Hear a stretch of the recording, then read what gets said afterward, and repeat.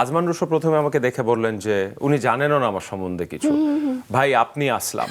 আমি আসলে অভিনয় করার চেষ্টা করিনি, এটা হচ্ছে প্রথম কথা। স্পোর্টসের অনেক শো আমাকে রাত 3টার সময় করতে হয়। আমি মনে করি একজন দেখছে, আমি তার জন্য করি।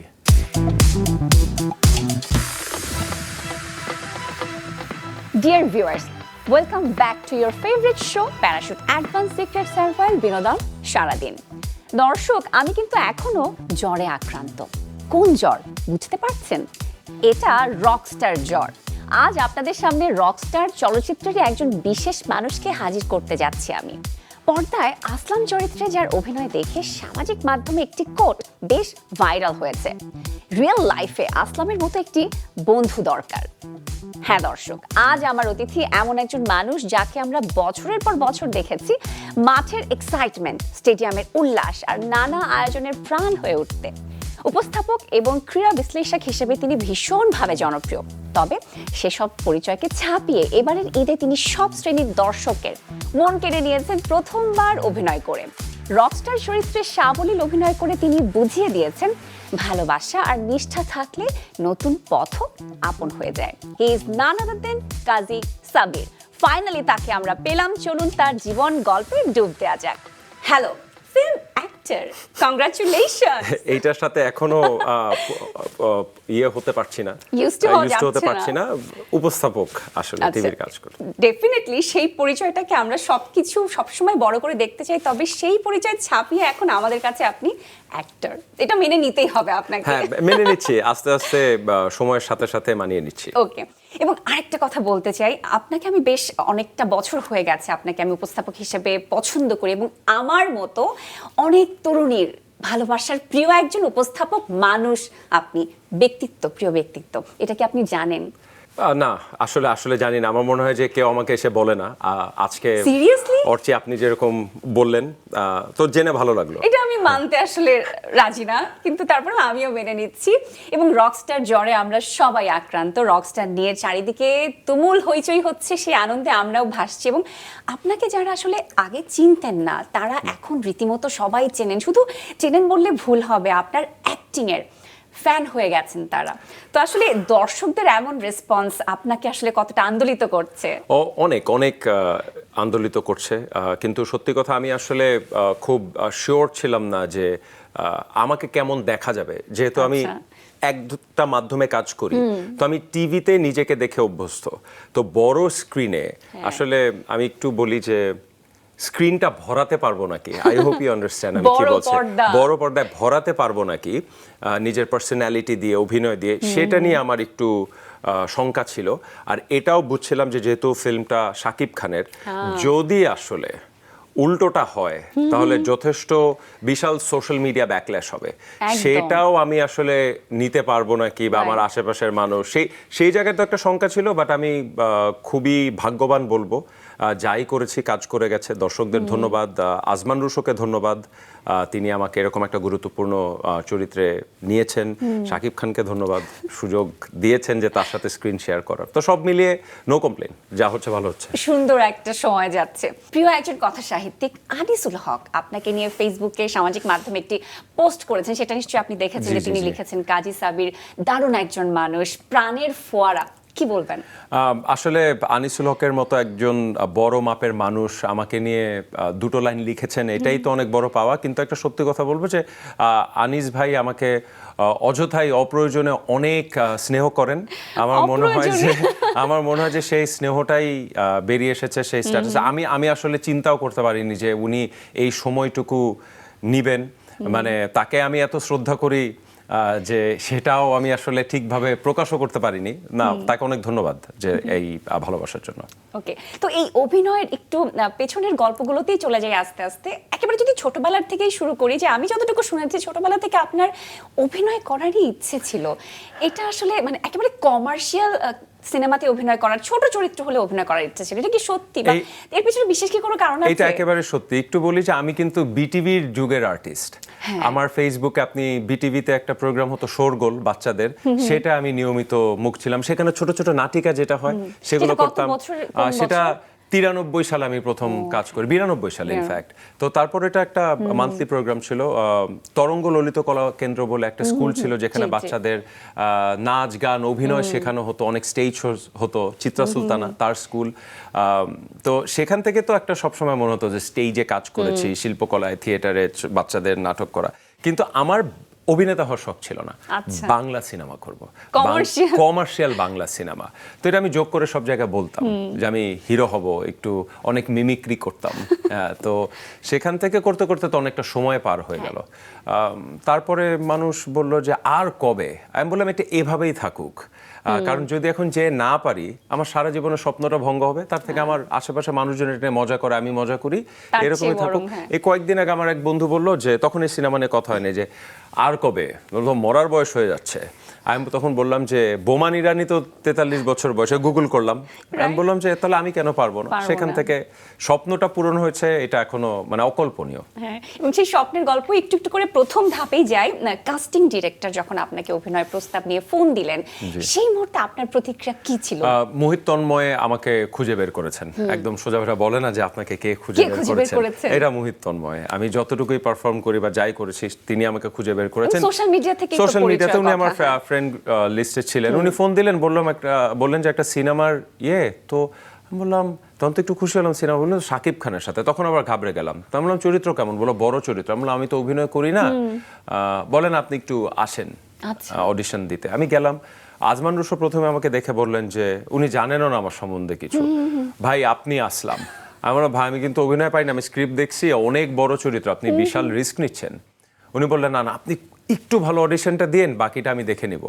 আমি বললাম অডিশন আমি দিব, আমাকে নিতে হবে না, কারণ এত বড় চরিত্র আমি করতে পারবো না। আমি অডিশন দিলাম। উনি বললেন ভাই ভালো, লুক টেস্টে আসেন। লুক টেস্টের পর আমি টেক্সট করলাম, ভাই কোনো টেনশন নেন না, নিতে হবে না। এইভাবে করতে করতে হঠাৎ নিজেকে এফডিসি তে আবিষ্কার করলাম যে আমি মেকআপ নিয়ে বসে আছি, অভিনয় করছি। প্রথম দিন শুটিং এর সেই এক্সপেরিয়েন্স চমৎকার ছিল, শুনবো একটু। তবে অভিনয় তো আপনার, যেমনটা আমরা শুনছিলাম যে কোনো প্রশিক্ষণ ছিল না, তো এটি আপনি কিভাবে রপ্ত করেছেন? কারণ আমরা যারা দেখেছি তারা কেউ আসলে মনে হয়নি বা মনে করতে পারিনি যে আপনি প্রথমবার এরকম অভিনয় করছেন বা কখনো অভিনয় করেননি। তো এটা কি করে বিশ্বাসযোগ্য করে তুললেন আপনি? আমি আসলে অভিনয় করার চেষ্টা করিনি, এটা হচ্ছে প্রথম কথা। আর দ্বিতীয়ত একজনের নাম বলতে হবে, শাহেদ আলী, ও অভিনেতা শাহেদ আলী সুজন। উনি সেই ছোটবেলায় যে বললাম থিয়েটার করতাম, তখন উনি আমাদের সাথে কাজ করতেন। উনিও তখন অনেক ইয়াং ছিলেন। আমি ওনার সাথে অনেক কথা বলেছি যে আমি কিভাবে করব, আমার অ্যাপ্রোচ কেমন হবে, আমি শুটিং এর ফাঁকে কি করব, কারণ আমি ইউনিটের কাউকে ব্যক্তিগতভাবে চিনতাম না, লিটারেলি কাউকে না। তো সেটা আমার একটা চ্যালেঞ্জ ছিল। তো উনি অনেক হেল্প করেছেন। তো একটা পর্যায়ে যে আমি চিন্তা করলাম যে খুব বেশি কিছু করার চেষ্টা করব না, মানে থাকে না যেটা অর্চি আপনি বুঝবেন, নন অ্যাক্টরে চিন্তা করে চরিত্রের ভিতর ঢুকে যাব, এই করব, হাত এরকম প্রসেস থাকবে, আমি চিন্তা করলাম এটা আমার পক্ষে এখন সম্ভব না। তো সেইটা আমি চিন্তা করলাম ডায়লগ ভুল করব না। একদম তোতা পাখির মতো ডায়লগ মুখস্থ আমার। আপনি এখন যদি আমাকে সিনগুলার ডায়লগ বলতে বলেন আমি বলে দেব। না আপনি উপস্থাপক, আপনি কিন্তু বোঝেন যে এটা কিন্তু আমাদের একটা থাকে যে আমরা লাইনস মুখস্থ করতে পারি। সো মেমোরাইজ আমি মুখস্থ করে ডায়লগ বলে গেছি, এইটাই আমি করেছি, সত্য কথা। এরপরে স্ক্রিনে কি এসছে সেটা বাকিটা ডিরেক্টর, সেটা তো আমরা দেখতেই পাচ্ছি এবং রেসপন্সে আমরা সব অ্যানসার পেয়ে গেছি। তো বড় পর্দায় আসলে নিজেকে প্রথমবার দেখার সেই অনুভূতিটা তো শুনতেই হবে। অদ্ভুত অনুভূতি আসলে। আমি আমার মনে হয় যে আমার সেই ছোট সাবিরটা লাফাচ্ছিল যে এটাও সম্ভব। আমি মানে বিশ্বাসই করতে পারছিলাম না। ইভেন আমি এডিদেরকে বলছিলাম যে আসলেই কি আমি অভিনয় করছি, মানে এটা কি হচ্ছে, মানে এটা কিভাবে হচ্ছে। এবং যখন দেখলাম যে সিনেমা রিলিজ হচ্ছে, আমি নিজেকে প্রথম দেখলাম, মানে এইটা আমার জন্য খুবই খুবই ইমোশনাল একটা ব্যাপার। মানে কারণ এটা যেহেতু ছোটবেলা থেকে চাওয়া এবং জেনুইনলি চাওয়া। এবং আমি আমার অনেক ডিরেক্টর বন্ধু, তাদের নাম বলতে চাই না, চিনবেন, তাদেরকে বলতাম যে আমাকে একটা পাসিং শট দেয়া যায় না, বা একটা ডায়লগ এরকম যে আচ্ছা ওনার বাসাটাও কোথায়, আমি বলবো ওই যে ওইদিকে। ওরা বলতো না না তুই ফাইজলামি করিস, তোকে নিব না। হ্যাঁ, তো কেউ বিশ্বাসই করে নাই যে আমি এটা করতে চাই। বললাম যে আমার স্বপ্নটা পূরণ করে, মানে এটা আমি শেষ দেই, মানে থাকুক এখানেই, মানে শেষ করি। তারাও দেয় নাই, বাট ইভেনচুয়ালি হয়তো এই বড় প্ল্যাটফর্মটাই অপেক্ষা করছিল আমার জন্য। সবকিছুরই তো একটা নির্দিষ্ট সময় থাকে, সময়ে জি, জি। সেটা হয়। এবং পরিচালক আজমান রুশোর সঙ্গে একটু কাজের অভিজ্ঞতা শুনতে চাই, আপনার কেমন হয়েছে? He is a rock star, মানে আপনি সিনেমায় শাকিব খানের যা পাগলামি দেখছেন সেটা Azman Rusho in real life. Okay. উনি যখন শুটিং এর প্রায় শেষের দিকে আমি তাকে একদিন বললাম যে ভাই আপনি কি মনে করে এত বড় চরিত্রে এরকম একটা নতুন রিস্ক নিচ্ছেন? উনি বলে যে ওনাকে একটু অভিনয় করে দেখায় যে জানতাম আপনি পারবেন, আমার গাট ফিলিং, আপনি তো ধরে আমার গাট ফিলিং পারবেন। আমরা বুঝলাম গাট ফিলিং, কিন্তু যদি না পারতাম তখন বললাম তো জানতাম পারবেন, ওই গাট ফিলিং। তো আমার মনে হয় যে উনি খুব আবেগ দিয়ে চলেন, হৃদয় দিয়ে, আবেগ would be a wrong word, হৃদয় দিয়ে চলেন। ফিল্মটা উনি হৃদয় দিয়ে বানিয়েছেন এবং আমার মনে হয় যে উনি একেবারে তার প্রথম ফিকশন, আবার শাকিব খান, সব মিলিয়ে he has done remarkably well. সব ফিল্মেরই তো সমালোচনা আছে। এই ফিল্ম দেখে আমারও 2-3টা জিনিস মনে হচ্ছে যেটা আমি আজমান রুশোকে বলেছি, ভাই এই জায়গাগুলো মনে হয় ফিক্স করা যেত। এটা যে কোনো ফিল্মের ক্ষেত্রে হবে, কিন্তু মানে পিওর ম্যাডনেস। একদম শুরুতে উনি যখন বললেন ফিল্ম এরকম শুরু, এই দিন শুটিং শেষ হবে তারপরে রিলিজ, আমি বললাম যে এটা আপনি কিভাবে করবেন, এত কম সময়ে? এটা তো শেষ হবে না, আপনি পোস্ট প্রোডাকশন। উনি তখন একটা কথা বলছিলেন যে হয়তো এটা আমার দ্বারাই সম্ভব, মানে উনি এরকম বলে উনি করে দেখেছেন। হয়তো এই যে রাশের মধ্যে কাজ করে উনি অভ্যস্ত, বাট হি ইজ অ্যামেজিং। উনি দুর্দান্ত, উনি অনেক সহজ রুটে হাঁটতে পারতেন। কিন্তু আপনি দেখেন যে ফিল্মে যে ধরনের গান আছে, আপনি মিক্স রিভিউজ পাচ্ছেন, বাট যারা পছন্দ করছে তারা পাগলের মতো পছন্দ করছে, জেনুইনলি ভালোবাসছে। এবার তো মেগাস্টার শাকিব খান সম্পর্কে আপনার কাছ থেকে একটু জানতে চাই। একটা মজার বিষয় বলি, গত বছরই কোরবানির ঈদেই তো আপনি শাকিব খান অভিনীত তাণ্ডব সিনেমা টিকিট কেটে হলে গিয়ে দেখেছিলেন, আর এবারের কোরবানি ঈদে আপনি তার সহশিল্পী, মানে কি দারুণ একটা বিষয়। হ্যাঁ, মানে এইটা একটু বলি যে শাকিব খানের সিনেমা ফুল হাউস থাকবে বা টিকিট কেটে। এটা আমার একটা ফ্রেন্ড, সে আমাকে বললো যে সে বরবাদ দেখেছে, বললো যে শাকিব খানের সিনেমা দেখতে হবে বড় স্ক্রিনে। আমি যে সাকিবের সিনেমা তো আমি দেখছি মোটা, বলছে না না না না বড় স্ক্রিনে দেখতে হবে। এই কথা বলতে যে আমি দেখলাম যে তাণ্ডবের টিকিট 1200 টাকা। আমি জানি না এটা কোন হল এখনো, সেন্টার পয়েন্টে, বাট আমরা 8-10 জন ফ্রেন্ড ছিলাম, শাকিব খানের সিনেমা 1200 টাকা দিয়ে টিকিট কেটে দেখছে। তার মানে উনি আমাদেরকে ওই জায়গায় নিয়ে গেছেন। আমরা তো সরাসরি সত্যি কথা বলতে তার দর্শক ছিলাম না, দেখে তো আমি মুগ্ধ ছিলাম, কিন্তু তার সাথে অভিনয় করবো এই ধরনের দুঃসাহস বা দুঃস্বপ্ন তো আমি দেখি নাই। এখন যখন হয়ে গেছে, বাট আমি বলে দেই, অর্চে আপনার প্রশ্নটা তো সেটাই হবে যে উনি কেমন, মানে হি is a star in true sense. আমি স্পোর্টসের সুবাদে অনেক বড় বড় স্টারের সাথে স্ক্রিন শেয়ার করেছি, স্টেজ শেয়ার করেছি। আমি সুস্মিতা সেনকে হোস্ট করেছি মিস ইউনিভার্স বাংলাদেশে। তো আমি ভেবেছি আমি রোনাল্ডিনিওর সাথে স্টেজে ছিলাম, আমি সৌরভ গাঙ্গুলির সাথে স্টেজে ছিলাম, আমি ভেবেছি হয়েই যাবে। কিন্তু সে যখন ঢুকলেন সেটে এফডিসিতে, আমি একটু ঘাবড়ে গিয়েছিলাম যে ওভারঅল তার পার্সোনালিটি একটা ওরা আছে।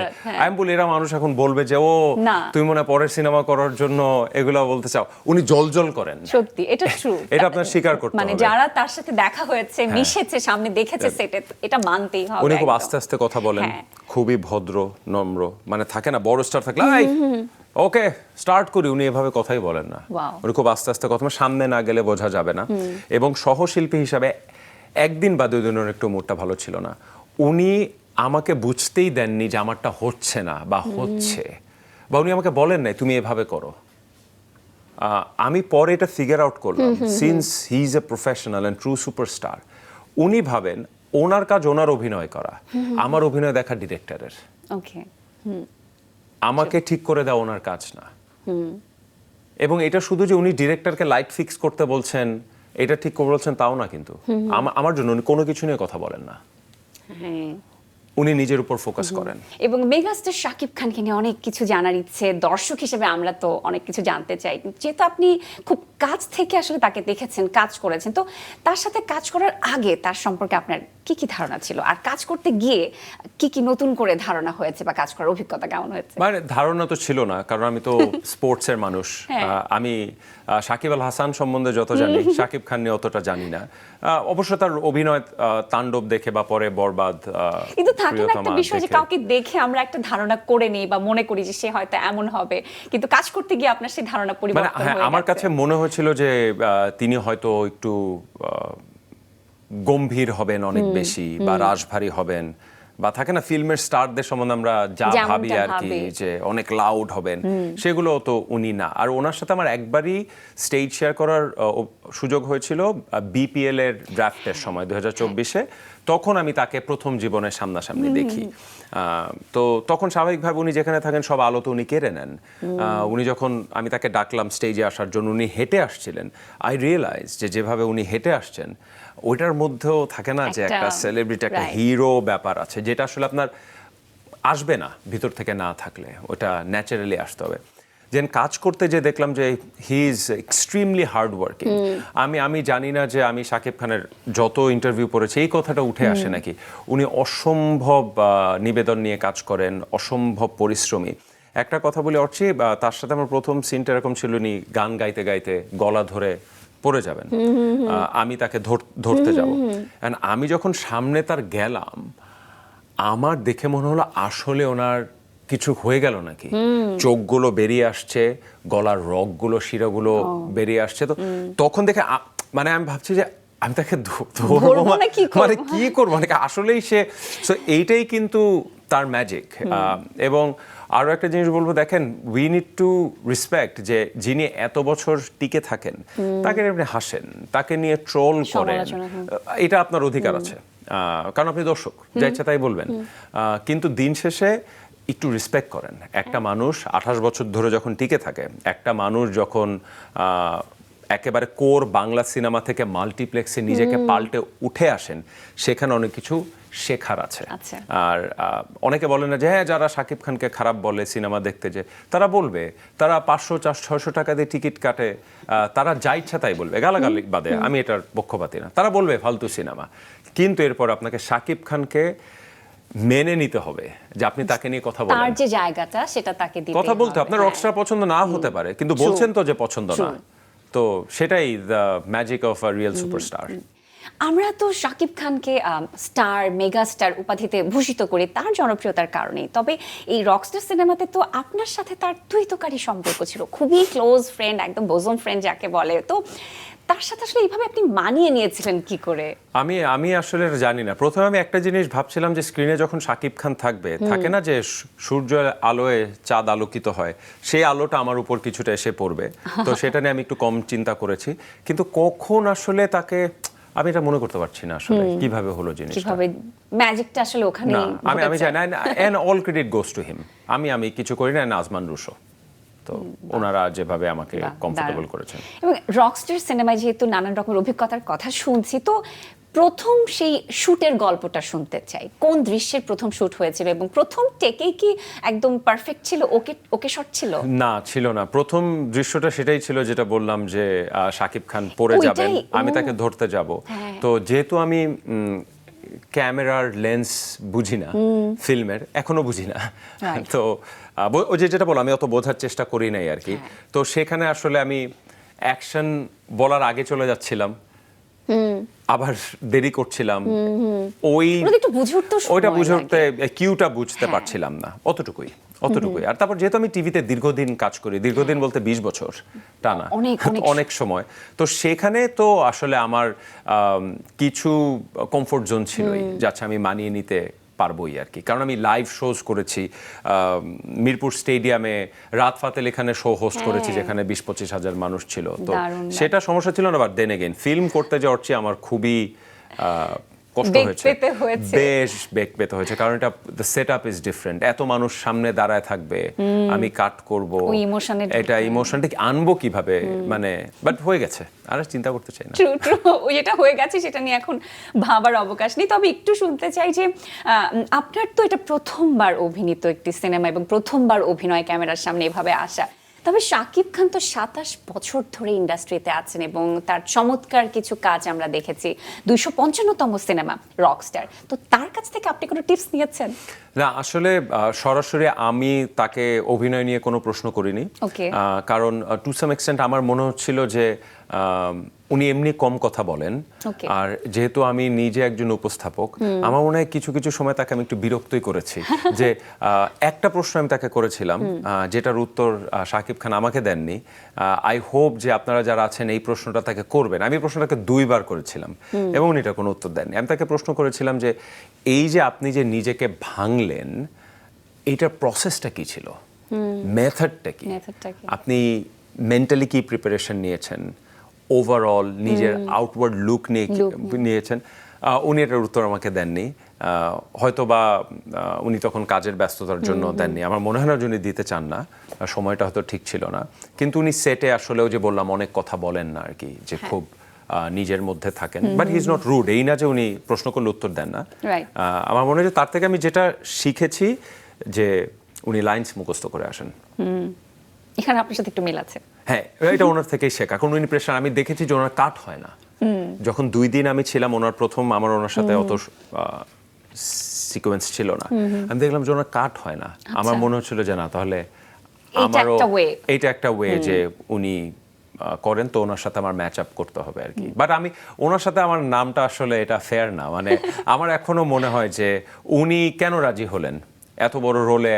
উনি তো আমাকে দেখেননি, কারণ বিপিএল এর কথা তো ওনার মনে থাকার কথা না। যে এই প্রশ্নটি কখনো আপনি করেননি? আমি করি নাই, কিন্তু আমি উত্তরটা আমি করার জানি। ইচ্ছে। না উত্তরটা আমি জানি। আমি বলি যে আমি বাংলা ভিশনে নিউজ পড়েছি 2006 থেকে 2010। আর বাংলা ভিশনে আরো একজন নিউজ পড়েছেন।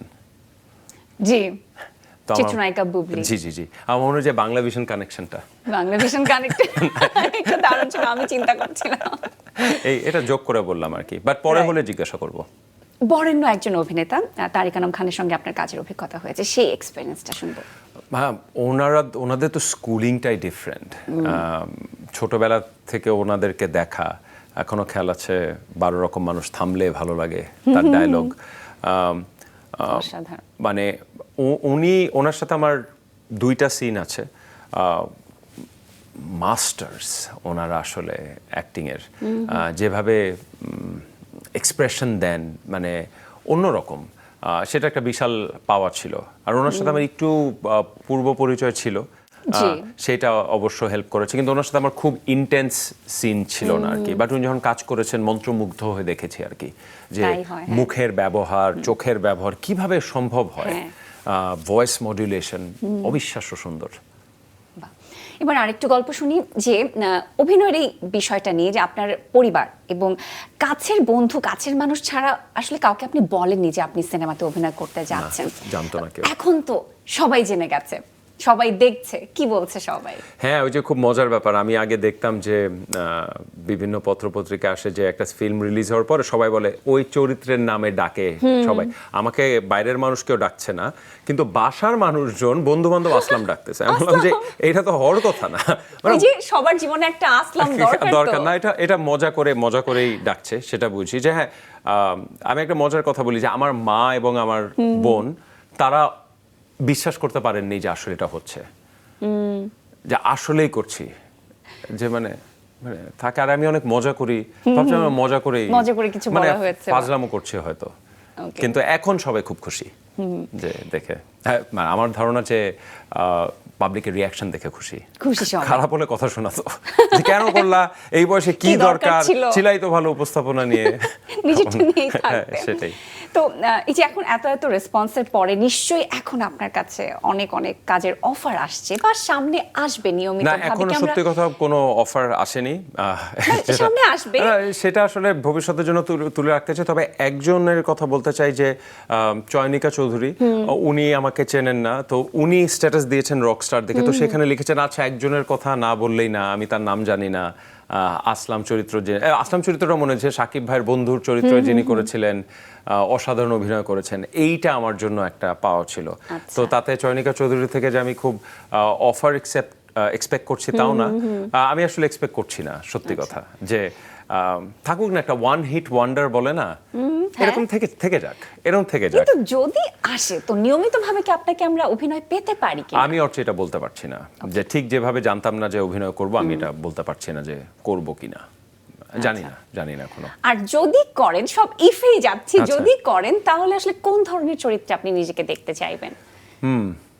এই যে আসলামের ধরনের চরিত্রে তখন আবার একরকম হয়ে যাবে। দুইটা তিনটা করলে মানুষ মেনে নিবে, আচ্ছা। দ্বিতীয়টা মেনে নিবে আমার ধারণা।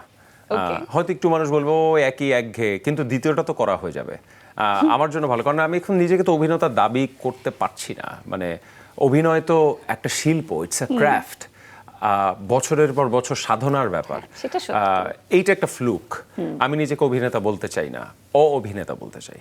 যেহেতু আপনাকে আমরা এতদিন আসলে খেলার মাঠে, স্টেডিয়ামে, সবকিছুর মাঝে আপনাকে সবসময় দেখতাম, যত বড় বড় শো হয়েছে আপনি করেছেন, তো এই যে উপস্থাপক হিসেবে আপনি এতটা সাবলীল, তো এই টিপসটা তো আজকে আমি নিতে চাই, কিভাবে সাবলীল হওয়া যায়, এত কনফিডেন্ট হওয়া যায়। না, থ্যাংক ইউ এই প্রশ্নটা করার জন্য। আমি এত বছর ধরে উপস্থাপনা করি, বিভিন্ন চ্যানেলে খণ্ডকালীন হয়ে কাজ করেছি। একজন বাদে, টি স্পোর্টসের রিফাত মাসুদ বাদে, কেউ কোনোদিন আমাকে এই প্রশ্নটা করে নাই যে, বা টিপস নিতে আসে না। মানে আমি জানি না এটা তো কেন, স্বাভাবিক। হ্যাঁ, কিন্তু নাই যাক, ঠিক আছে। তো আচ্ছা, আপনি যেহেতু আমি বললেন, জানতে চাই। মানে আমার মনে হয় যে প্র্যাকটিস খুব জরুরি। আমার যে কোনো শো এর আগের দিন আমার বাসায় জানেন যে আমার শো আছে।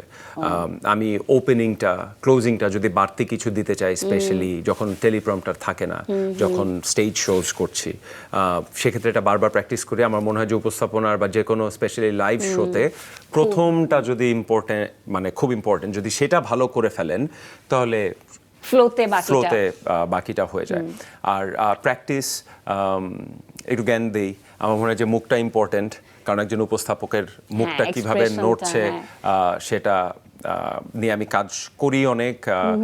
ভয়েস নিয়ে খুব বেশি কাজ করি না, উচ্চারণ নিয়ে চেষ্টা করি কাজ করার। যদি কোনো শো থাকে যেখানে আমার মনে হয় যে বাংলিশটাই ভালো, সেখানে বাংলিশ বলি মিশিয়ে। যেখানে মনে হয় যে বাংলায় স্টিক করলে সুবিধা, সেখানে বাংলায় করার চেষ্টা করি। আবার পুরোটা ইংলিশে, পুরোটা তখন আমি অনেক খাটি, আমি অনেক চিন্তা করি উপস্থাপনা নিয়ে, চেষ্টা করি ভালো করার। নিজের কাজ অনেক দেখি ক্রিটিক্যালি, এখন তো দেখার সুযোগ থাকে। অনেকেই বলেন যে নিজের কাজ আসলে নিজে দেখতে পারেন না, এরকম অনেক উপস্থাপক এবং অনেক বড় বড় শিল্পীর কাছে আমি এটা শুনি। তো এটা আসলে উপস্থাপকের জন্য কোনটা করা উচিত? না, আমি দেখতে পারি এই কারণ হচ্ছে তার আগে তো আমি আয়নায় অসংখ্যবার প্র্যাকটিস করে যাই। তো আমি দেখি যে যেটা করেছিলাম সেটা এসেছে কিনা। এবং আমার কিছু কিছু কাজ আমার অনেক ভালো লাগে, আমি বারবার দেখি, ভালো লাগে। নিজের কাজটা আসলে এভাবে অ্যাপ্রিশিয়েট করাটাও দরকার মাঝে মাঝে। এই যে খেলার প্রতি আপনার এত এত ভালোবাসা, বিধায় আপনি এত বছর ধরে তো কাজ করে যাচ্ছেন, তো এই শুরুর গল্পটা একটু শুনতে চাই, খেলার প্রতি ভালোবাসা। ছোটবেলা থেকে আমি একটা জিনিসই পারতাম, সেটা হচ্ছে খেলা নিয়ে কথা বলা, খেলা নিয়ে থাকা। অ্যাসাইড ফ্রম টিভিতে টুকটাক কাজ করা, ছোটদের প্রোগ্রাম করা, কিন্তু আমি খেলা ছাড়া কিছু না। স্পোর্টস বাদে আমার কাছে আসলে দেয়ার মতো কিছু নাই। তো দিন শেষে একটা জিনিস বলে অর্চি, যখন 97-এ বাংলাদেশ ইন্ডিপেন্ডেন্স কাপ বলে একটা টুর্নামেন্ট হয়েছিল, বাংলাদেশ, ইন্ডিয়া, পাকিস্তান খেলেছিল। তো সেই খেলা আমি প্রথম ইন্টারন্যাশনাল ম্যাচে দেখতে চাই, ভারতের সাথে বাংলাদেশের খেলা। সেখানে বুলবুল ভাই, আকরাম ভাই তারা খেলেছিলেন, পাইলট ভাই, সুজন ভাই। অনেক বছর পরে সেখানে স্টেডিয়াম প্রায় 30-40 হাজার লোক ছিল। অনেক বছর পরে আমি তাদের সাথে খেলা নিয়ে আলোচনা করি। এইটা আমার কাছে স্বপ্নের মতো মনে হয়।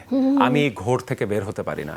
তাদের সাথে 10-15 বছর ধরে প্রোগ্রাম করার পরেও এভরি টাইম আমি শো করতে যাই, আমার মনে হয় আমি তাদের সাথে খেলা নিয়ে কথা বলি। আমার মনে হয় যে এই যে মুগ্ধতাটা কাটে না বলেই হয়তো আমার তাড়নাটা থাকে। অনেক কিছু আসলে আপনার দেয়ার আছে সেই জায়গাতে। তবে এবার আসলে পুরোপুরি খেলার গল্পে চলে যেতে চাই, এবং আসছে বিশ্বকাপ ফুটবলে, কোন দেশ আপনার হট ফেভারিট দল হিসেবে আছে? আমি মেসি ফ্যান। আমি মানে এই কথাটা বলি, আমি আগে ব্রাজিল ছিলাম রোনাল্ডোর জন্য, মানে নাম্বার 9 অরিজিনাল রোনাল্ডোর জন্য। পরে মেসির প্রেমে পড়ে আমি একটু দল পাল্টেছি, তাতে আমাকে অনেক কথা শুনতে হয়েছে যে আমি প্লাস্টিক ফ্যান, দল কখনো পাল্টানো যায় না। কিন্তু মেসির প্রতি ভালোবাসা থেকে আমি আর্জেন্টিনার ভক্ত।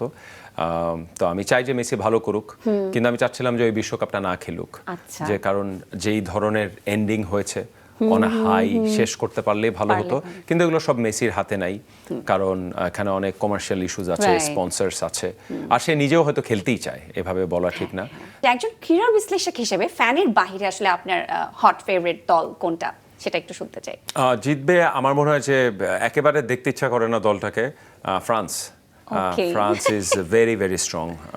আমার মনে হয় যে ফ্রান্সের সম্ভাবনা অনেক বেশি। আর স্পেন ভালো করতে পারে, কিন্তু যেহেতু আমার মনে হচ্ছে যে আর্জেন্টিনা হয়তো জিতবে না, আমি চাই ইংল্যান্ড জিতুক।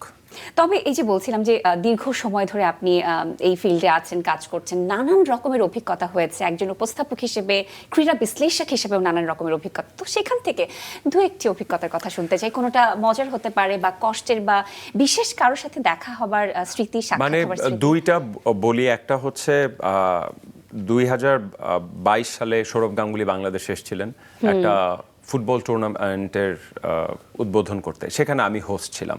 আচ্ছা। তো আমি সৌরভ গাঙ্গুলিকে স্টেজে ডেকেছিলাম একটু বিশেষভাবে, আর তার আগে অনেক কথা বলেছিলাম। সৌরভ গাঙ্গুলি স্টেজে আসলেন, এসে আমাকে জিজ্ঞাসা করলেন তোমার নাম কি, আমি বললাম। অ্যান্ড দেন উনি ওনার বক্তব্য দেওয়ার আগে বললেন যে আমি বলি জিনিসটা, কারণ ওটা ভুলতে পারি না তো, সাবিরের উপস্থাপনা, যেটাকে ইংরেজিতে আমরা বলি হোস্টিং, এত সুন্দর, গত 40 মিনিট ধরে মন্ত্রমুগ্ধ হয়ে শুনলাম। সাবির, তোমার উপস্থাপনা অনেক সুন্দর। অ্যান্ড এইটা আমি বিশ্বাস করতে পারি না। সৌরভ গাঙ্গুলি তো একজন বড় ক্রিকেটার, কিন্তু উনি হোস্ট হিসেবে তো অসাধারণ। এবং ওর চেয়ে আপনি বুঝবেন, আপনি তো অনেক শো হোস্ট করেন, ইউজুয়ালি তো কোনো গেস্ট এভাবে বলে না লাইভ শোতে পার্টিকুলারলি, এটা আমিও জানি।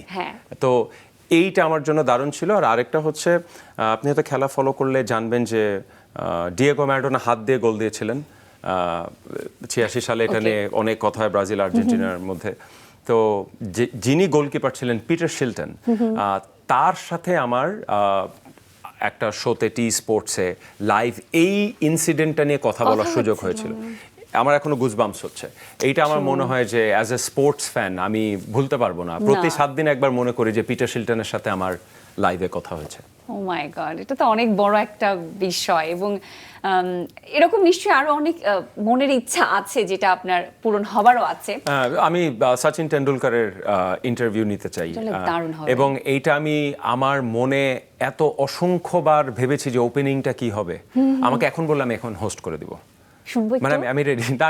এটা সচিনের জন্য তোলা থাকুক, আমার বিশেষ হয়ে থাকুক। এইটা আমার জন্য একটা মানে ড্রিম কাম ট্রু। বলে না যে ম্যাগনাম ওপাস, কি হবে বা কি করলে আপনি রিটায়ার করবেন, আমি এটা করতে চাই। আমি জানি না হবে কিনা, বাট এটা আমার স্বপ্ন। বাট সেই রিটায়ারমেন্টের চিন্তা আমরা এখন করতে পারছি না, যোগ করেও আমরা নিতে পারছি না। তবে এতক্ষণ তো আমরা আপনার কাজের অনেক গল্প শুনছিলাম। ব্যক্তি কাজে সাবিরকে আমি একটু জানতে চাই, আপনি ব্যক্তি হিসেবে আসলে আপনার জীবনে কেমন, এবং আপনি কি কখনো কোনো চাকরি বা ব্যবসার সঙ্গে জড়িত ছিলেন বা এখনো করছেন কিনা? জি, ব্যক্তি হিসাবে I am all about fun. আমার মনে হয় যে আমার লাইফের ফিলোসফি, যে একটা টার্ম আছে না যে জোকার অফ দ্য গ্রুপ, আমি সেটা আমি মানুষকে আনন্দ দেই। এবং আমি কিছুক্ষণ চুপ করে থাকলে সবাই বলে মন খারাপ, কিছু একটা বলো। এবং আমি এটা দায়িত্ব হিসাবে নেই। আমার মনে হয় যে আল্লাহ যদি আমাকে কিছু দিয়ে থাকেন প্রতিভা, সেটা মানুষকে হাসানোর, আনন্দ দেওয়ার প্রতিভা, সেটা আমি মনে করি এটা আমার দায়িত্ব, সেটা আমি দিই। এছাড়া আমি চাকরি করেছি, লম্বা চাকরিটা আমি আমেরিকান এম্বাসিতে পাবলিক অ্যাফেয়ার্সে 5 বছর করেছি। তারপরে একটা প্রতিষ্ঠান ছিল ইমেগো স্পোর্টস ম্যানেজমেন্ট, সেটার আমরা ফাউন্ড করে কিছুদিন ছিলাম। তারপরে 2020 সাল থেকে আমি খেলবেই বাংলাদেশ বলে একটা প্রতিষ্ঠান আছে স্পোর্টসের, খেলাধুলার একটা ওয়ান স্টপ সলিউশন প্ল্যাটফর্ম, সেটা নিয়ে কাজ করছে, আর টুকটাক উপস্থাপনা। আচ্ছা, তো অবসর সময় কি পাওয়া যায়, বা অবসর পেলে আসলে আপনি কি করতে পছন্দ করেন? আমার সন্তান আছে, সে ক্লাস 7-এ পড়ে, সে বড় হচ্ছে, তো টিন এখন সে, তো তাকে সময় দেওয়ার চেষ্টা করি। আর এমনি টিভিতে আমি খেলার জিনিস দেখি, বই পড়ি, পরিবারকে সময় দেই। খুব আড্ডাবাজ আমি না, নিজের মতো করে সময় কাটানো হয়। এবং আরেকটি বিশেষ কথা বলতে চাই, আমরা তো অনেকেই জানি আপনি প্রয়াত অভিনেতা হুমায়ুন ফরিদির মেয়ের জামাই। শ্রদ্ধেয় হুমায়ুন ফরিদি আমাদের দেশের একজন কিংবদন্তি অভিনেতা, আমরা তাকে পাগলের মতো ভালোবেসেছি এবং এখনো বাসি। তো তাকে তো আপনি অনেক কাছ থেকেই দেখেছেন, তার কতটা আপনি ধারণ করতে পেরেছেন, এবং আসলে তাকে নিয়ে আপনার বিশেষ কোনো স্মৃতি আছে কিনা? মানে অনেক স্মৃতি। রুমান ভাইয়ের সাথে কথা হচ্ছিল, তিনি বলছিলেন যে আসলে হুমায়ুন ফরিদি একটা নেশার মতো, আশেপাশে গেলে যদি গন্ধ ঢুকে যায়, মানে আপনার নেশা ধরে যাবে। তো আমি বলি সবসময় যে আমার লাইফের একটা অংশ আছে যে pre Humayun Faridi and post Humayun Faridi, কারণ তার সাথে কিছু কিছু জিনিস কথোপকথন আমার জীবনের পারফরমেন্স নিয়ে ধারণা পাল্টে দিয়েছে। আমি অভিনয় নিয়ে কিছুই বলতে চাই না, জাস্ট বিকজ আমি একটা সিনেমা অভিনয় করেছি বলে তার অভিনয় নিয়ে কথা বলবো, সেটাকে দূরে রাখবো, কারণ এটা তার জন্য ফেয়ার না। উনি এত বড় অভিনেতা, এবং তার সাথে আমার সম্পর্কটাও তো রক্তের না, আমি তার লেগেসি ক্যারি করি না। তো এই না যে হুমায়ুন ফরিদির মতো আমি অভিনয় করতে পারবো বা করব, আমি কারণ আমি সান ইন ল। একটা জিনিস বলবো যে পারফরমেন্স নিয়ে উনি আমাকে বলেছিলেন যে একবার একটা শো করার পরে বলেছেন যে তোমার শোটা ভালো হয় নাই। আমি বললাম যে আমি টায়ার্ড ছিলাম, অফিস থেকে আসছি। বললো যে ও আচ্ছা, তাহলে একটা প্ল্যাকার্ড নিয়ে বসতা, আজকে আমার শো দেখেন না। আমি বললাম কে দেখে? বলছেন সাবির একজন দেখে। তুমি টাকা পাও না, তাহলে তো তুমি তোমার কাজের প্রতি সৎ থাকলা না। টিভিটা ফাইজলামির জায়গা না। পেটে ব্যথা, বউয়ের সাথে ঝগড়া, নিজে ভালো যাই হোক, এগুলো ভুলে স্ক্রিনে ওঠা শিখো, নয়তো স্ক্রিনে যেও না, কারণ একজন হলেও দেখে। তখন অর্চি যেটা স্পোর্টসের অনেক শো আমাকে রাত 3টার সময় করতে হয়, আমি মনে করি একজন দেখছে, আমি তার জন্য করি। সে আমার ভক্ত হতে পারে, সে আমার থেকে কিছু শিখতে পারে, অথবা আমার ফিউচারে সে কোনো কাজ দিতে পারে, বা আমার দায়বোধের জায়গাটা থেকে যে একটা চ্যানেল বা একটা অর্গানাইজেশন আমাকে দায়িত্ব দিয়েছে ভালো করে শোটা হোস্ট করার, সেটা আমি করে যাই। তাতে আমার এখন আর মনে হয় না যে কে দেখলো, আমার সোশ্যাল মিডিয়া ফলোয়ার কত, এটা না। আর আরেকটা কথা বলেছিলেন যে দারুণ এটা, আমি তখন কাজ করছি 2011 সালে, তো কে আমাকে ডাকে না, তো আমার একটু মন খারাপ। আমি বললাম, আমি না আঙ্কেল ডাকতাম, আঙ্কেল আমাকে কেউ ডাকে না, তো এত ভালো কাজ করি। বয়স কম ছিল। উনি বললেন যে দেখো, তোমার মনে হচ্ছে ভালো হচ্ছে, হয়তো বা বাকিদের মনে হচ্ছে যথেষ্ট ভালো হচ্ছে না। যখন ভালো হবে মানুষ তোমাকে ডাকবে, ভালো কাজ মানুষ খুঁজেই নেয়, যেদিন ডাকবে বুঝবা ভালো হচ্ছে। তো এই দুইটা আমার পারফরমেন্সের আসলে একদম ফাউন্ডেশন এখন। কি দারুণ, আমিও মন্ত্রমুগ্ধের মতো শুনছিলাম, এবং আপনি ভীষণ লাকি যে এভাবে আসলে তাকে দেখার সুযোগ হয়েছে। মানে অবিশ্বাস্য। একটা ছোট গল্প শেয়ার করি। আমার বিয়ের পরে উনি আমাকে বললেন যে তোমার কি যৌতুক লাগবে, তো আমি বললাম যে আমাকে সচিনের সাথে দেখা করায় দেন। হ্যাঁ, তখন বলে যে আমার সাথে তোমার দেখা হয়েছে, এটাই তোমার জীবন অনেক পাওয়া, সচিনের সাথে দেখা করা লাগবে না। তো বলে ওনার সেই দরাজ হাসি আর কি। তো হি ওয়াজ অল অ্যাবাউট ফান। মানে উনি সবসময় একটি কথা আসলে তিনিই বলতে পারেন, এন্ড দ্য কনফিডেন্স, সবকিছু মিলায়। এবং ওনার নিজের ব্যাপারে আমি তো ওনাকে সেটে বা ভাবে দেখিনি অহংকারী ছিলেন কিনা। একবার কথা প্রসঙ্গে বলেছিলেন যে, আমি বলেছিলাম আপনাকে, আপনার এত বড় অভিনেতা সবাই আপনার সমসাময়িক বলে যে আরে আপনি অল টাইম গ্রেট, আপনার কেমন লাগে? উনি বলছেন যে হ্যাঁ ভালো লাগে, কিন্তু একটা জিনিস নিয়ে আমি নিজে প্রাউড ফিল করি, যে এক হচ্ছে আমি অ্যাক্টিং ছাড়া কিছু করি নাই, আমি ব্যবসা করি নাই, চাকরি করি নাই, অ্যাক্টিং করে পার করেছি। আর বাংলা সিনেমা নিয়ে তুমি কথা বলতে পারো, বাবা অ্যাক্টিংই তো ছিল এটা, খারাপ ভালো যাই হোক। আর বলেছিলেন যে আমার মনে হয় যে আমার হার্ডওয়ার্ককে কেউ বেশি নিয়ে কথা বলে না, সবাই বলে ফরিদি অনেক ট্যালেন্টেড, কিন্তু আমি অনেক পরিশ্রমী। এবং পরিশ্রম করলে আসলে জীবনে সেই সফলভাবে যাওয়াই যায় এবং সাফল্য অর্জন করা যায়, যেটা আমরা ধাপে ধাপে আসলে দেখতে পারি। এবং ভীষণ ভালো লাগলো আসলে পুরো আড্ডাটা আমি মন্ত্রমুগ্ধের মতো শুনছিলাম, এবং অনেক কিছু আমিও নিজেও ধারণ করার চেষ্টা করছিলাম, শিখছিলাম। একেবারে যেহেতু আড্ডাবাজির শেষে দর্শকদের উদ্দেশ্যে কি বলার আছে? আমি একটাই কথা বলবো যে আপনারা খেলা দেখেন বা বিনোদন মাধ্যমে কিছু দেখেন, সেখান থেকে একটু ইন্সপায়ার্ড হওয়ার চেষ্টা করেন। সবাইকে যে একেবারে খুব পপুলার হতে হবে, সবাইকে যে সোশ্যাল মিডিয়া ইনফ্লুয়েন্সার হতে হবে, এমনও তো না। আপনি আপনার জায়গা থেকে মানুষকে ইনফ্লুয়েন্স করতে পারেন। যে চাকরিটা করছেন, যে ব্যবসাটা করছেন, সেখানে সেটা আমরা ঠিকভাবে করি, সেই জায়গার হিরোটা হওয়ার চেষ্টা করি, সেটাই ভালো হবে। একজন থাকে না যে আপনি যদি একজন ভালো বাবা হন, ভালো সন্তান হন, তাও তো আপনি সফল জীবনে। একদিকে তো হ্যাঁ, তাতে যে এটাতে কালকে এই বিনোদন সারাদিনে সেটা বলতে হবে তাও তো না। আমার মনে হয় যে যতটুকু আমি সামনে কি করবো আমি জানি না, আজকে আমার ইন্টারভিউটা দেখে যদি কেউ কিছু একটা শিখে, সেটাই লাভ, কতটুকুই। সত্যি অসংখ্য ধন্যবাদ, কৃতজ্ঞতা, ভালোবাসা, এবং রকস্টারের পুরো টিমের জন্য অনেক অনেক শুভকামনা। বিনোদন সারাদিনে আসবার জন্য অসংখ্য ধন্যবাদ। ধন্যবাদ অর্চি আপনাকে, বিনোদন সারাদিনকে ধন্যবাদ। অনেক দেখেছি আমি এই শোটা, এবং এখানে আসতে পারাটা এটাও একটু একটা দারুণ মোমেন্ট, যে অনেক দিন ধরে এই শোটা হচ্ছে। আমি দেখতাম সেলিব্রিটি স্টারদের ডাকা হয়, আজকে আমি আসলাম, তো এটা একটা ব্যাজ আমার জন্য। থ্যাংক ইউ, অসংখ্য ধন্যবাদ।